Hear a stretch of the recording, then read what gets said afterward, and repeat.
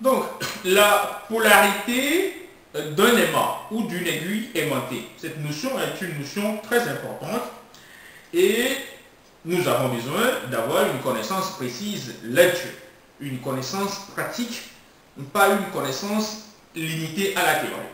Donc, je dispose ici de deux aiguilles aimantées, une ici, une là. Ces aiguilles, comme j'ai montré précédemment, portent deux parties. Une partie qui est rouge et puis une partie qui est blanche. Sur les deux aiguilles, comme vous pouvez le remarquer, la partie rouge est dirigée vers le sud. Donc j'ai ici le sud géographique et ici le nord géographique. Je peux me servir d'une seule boussole, mais j'en ai pris deux. Je précise que je suis dans un milieu magnétiquement neutre, c'est-à-dire il n'y a pas de matériaux ferromagnétiques susceptibles de modifier le comportement des aimants. Il n'y a pas non plus un aimant permanent ou un électroaimant. Donc, les aimants se comportent dans un espace neutre magnétiquement. Donc, je vois que la partie de l'aiguille qui est blanche ou blanchâtre est dirigée vers le nord et la partie qui est rouge est dirigée vers le sud. Nous savons également que les Chinois étaient les premiers depuis l'Antiquité à reconnaître que la Terre baigne dans un champ magnétique, dans un spectre magnétique. Mais la précision a été donnée par le physicien britannique Gilbert Williams au XVIe, au XIXe siècle, qui a remarqué que si l'aiguille aimantée pointe toujours vers le nord, c'est que le sol, la Terre, baigne dans un champ magnétique, dans un ensemble de spectres magnétiques. Il est très important donc de définir le nord magnétique et le nord géographique. Donc, nous savons également que le nord magnétique est décliné un tout petit peu vers l'ouest par rapport au nord géographique. Le nord géographique, en fait, n'est que l'axe extrême nord autour duquel tourne donc la Terre. Donc, la question, c'est de savoir la partie de mon aiguille aimantée qui pointe vers le nord magnétique. Est-ce la pointe sud de mon aimant ou la pointe nord de mon aimant? En toute logique, la pointe qui indique le nord magnétique est le sud. Nous savons également en magnétisme que des polarités identiques se repoussent et des polarités contraires s'attirent. Donc, si l'aiguille aimantée pointe, la partie de l'aiguille aimantée qui pointe vers le nord magnétique est forcément le sud de mon aiguille aimantée et la partie de l'aiguille aimantée qui pointe vers le sud magnétique est le nord de mon aiguille aimantée. Voilà ce qui démontre dans une simplicité, quand nous plaçons donc l'aiguille aimantée dans un milieu et à partir duquel nous connaissons notre nord et notre sud, nous pouvons définir et connaître sur l'aiguille, parce qu'il n'y a pas d'indication de nord et de sud, nous pouvons donc connaître la partie qui est le sud et la partie qui est le nord. Mais il faut reconnaître que quand on indique, on dit souvent, vous avez vu dans plusieurs livres, que l'aiguille aimantée indique le nord ou le nord de l'aiguille aimantée, ce n'est qu'une convention, en fait, ce n'est qu'une convention, ce n'est qu'une appellation. Nous allons voir ceci dans un détail beaucoup plus précis.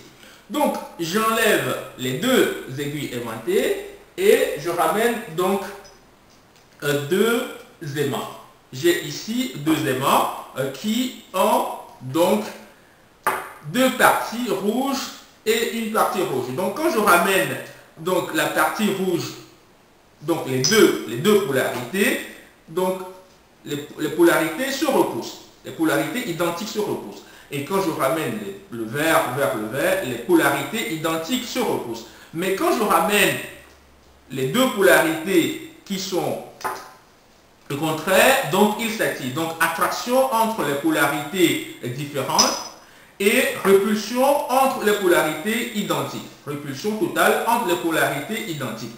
Donc, nous avons également remarqué que si nous disposons l'aiguille aimantée de la sorte, La partie rouge indique le sud.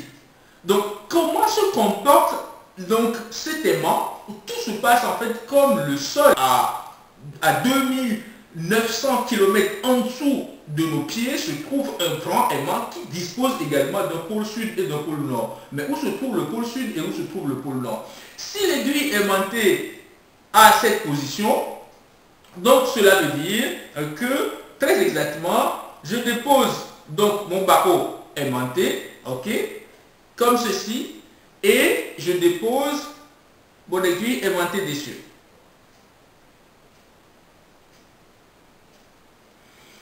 Donc, qu'est-ce que ça veut dire? Ça veut dire que ici, j'ai un changement. La pointe qui était dirigée vers le sud se dirige vers le nord. Donc, cela veut dire concrètement que l'aimant, le gros aimant qui se trouve au cœur de la Terre n'est pas disposé comme ceci.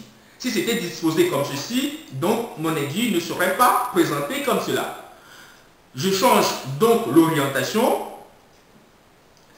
et je ramène ma boussole et voilà la position de ma boussole. Donc ceci, je viens de démontrer, de reconnaître à l'évidence que si effectivement il existe un aimant, un gros aimant au cœur de la Terre, ce qui est de toute évidence, sinon l'aiguille orientée ne prendra pas cette position, donc il est évident que tout se passe. Je ne rentrerai pas dans les détails de cette disposition, de cette conception du magma qui se trouve au cœur de la Terre, mais nous allons simplement concevoir qu'au cœur de la Terre, donc à 2900 km en dessous de nos pieds, il existe un grand, un gigantesque aimant qui a donc une polarité qui crée un spectre magnétique autour de nous. Donc cette polarité est de telle sorte que le nord est comme ceci, donc dans cette direction, ok, et le sud est dans cette direction, ce qui fait que si nous disposons d'une boussole au-dessus de la Terre, notre boussole se présente de telle façon.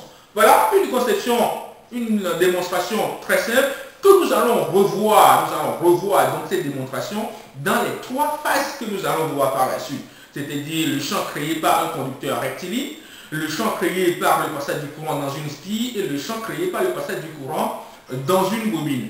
Mesdames et messieurs, je vous remercie et je vous appelle à réaliser cette manipulation qui peut se faire même à l'école primaire, au collège, au lycée, pour que les étudiants intègrent cette réalité. Je vous remercie.